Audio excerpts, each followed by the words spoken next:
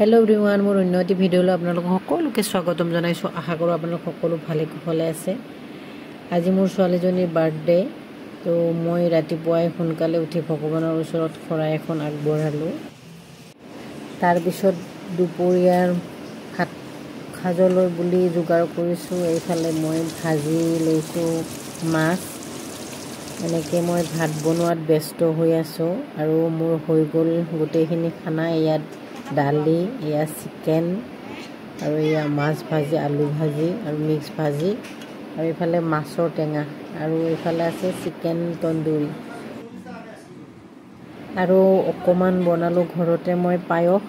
ताइर exam चलि आछे সেই কাৰণে মানুহক নিমন্ত্ৰণ দিয়া নাই, আমি ঘৰৰ কেইটাই বনাই খাইছো।